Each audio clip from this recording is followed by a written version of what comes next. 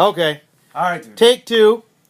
I'm Brian, and this is Randy, and we're here to talk about Transformers today, and I'm going to let Randy lead in about which ones we're talking about. Hello. So All right. So stupid. this is Randy and Brian, and we're here to nerd out, as Brian already told you. And I'm reviewing the Voyager Combiner War Optimus Prime. I got a lot to say about it. First and foremost, it is a toy. I'm definitely a masterpiece type guy. I want the quality. I want the, anal details, the windshield being clear. I want all that. But this isn't that. It's a toy, and it's fun.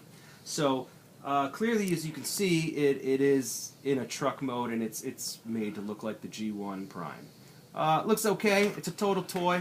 Me and my son were playing with this. We beat it up. It's not fragile. It's fun.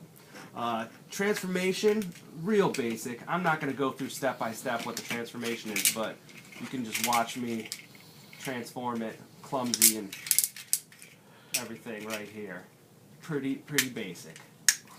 Got some nice little features, and as you can see, there's no doubt this is one chunky monkey of a robot. It's a brick. It's solid. Plastic is actually better than the last, couple years of Transformers, as they've kind of geared towards the cheapest plastic I've seen. Not a fan, but this is pretty solid. There's some paint. It's a chunky robot. Brian, what do you think on that? I think we should talk about Superior. We'll just go right to Superior and forget about Prime. We can talk more about Prime too. Superior is something. I think he's a real refreshing robot. Oh, sorry. No, go. Yeah, I actually think the Prime he's a refreshing robot. He's going for something that Hasbro hasn't gone for in a long time. A fun toy, which I appreciate that. I really do. I agree. You know what he reminds me of? He reminds me of something that would have come out during the Armada years. Yep.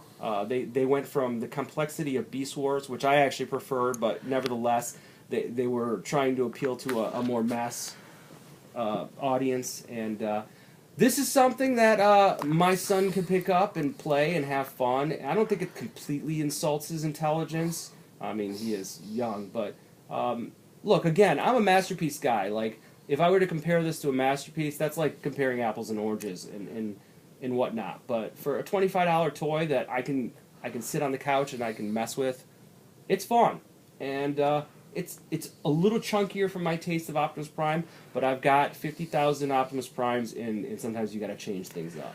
So that's Optimus. But you're right. Really, Superion is really the piece of the Combiners Wars. What do you think?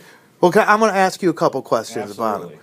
What makes this Superior so much better than the 80s one that we all know? Overall articulation. It's I don't know that paint apps are any different, but definitely articulation. Sculpt is cleaner. I mean, it's 30 years later. Well, like what's his right arm? That is the Bruticus arm.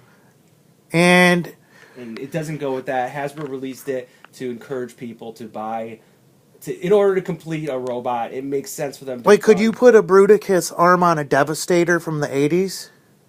No. And that's my point. Why I love these, which is why Hasbro is genius on this. They actually went for play value instead of trying to, rape your pocketbook, which I love. They actually made it so... No, I think they're raping our pocketbook, but that's because... Well, yeah, but they're raping it in a good way. That you don't mind it, Right. Where it's like, they're still collecting their money, but it's still something that it's fun. And if you're limited to like what you're stuck with in the store, you can still have a complete combiner. I mean, even if you were gonna have say 4 Alpha Bravos and what's the dude in the middle? What's his name? Silverbolt. And so, yeah, I mean, where you can just have... I like the interchangeable limbs. I agree. That's my favorite part. I think they're awesome like that.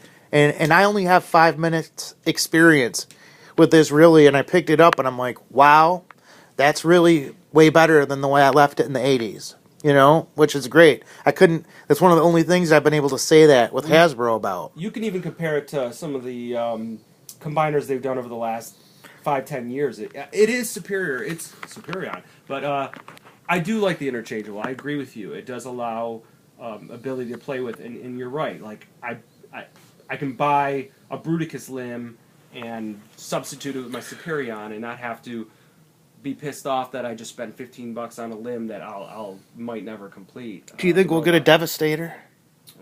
I think if this line continues, but I really think this line is just the placeholder and hoping that the mainline Robots in Disguise picks up and kicks off and becomes popular. I will say there's a couple issues with Superion. There's a lot of issues with Superion, but again, it's a toy, it's a combiner, it's one we haven't seen in a long time. These flimsy antennas are just unacceptable. Like, I get why they did it. It would have broken any other way, especially where it's placed in Silverbolt Robot. But it's corny. Like, there's really no way to keep it keep them upright or erect. Also, the Prime forms the head and midsection of the robot. And I'd do it for you right now, but I'll be honest. I'm going to turn the camera it off, sucks. and we'll do it. Okay. We got to show it. Fair enough. All right. We'll be back. We'll pause.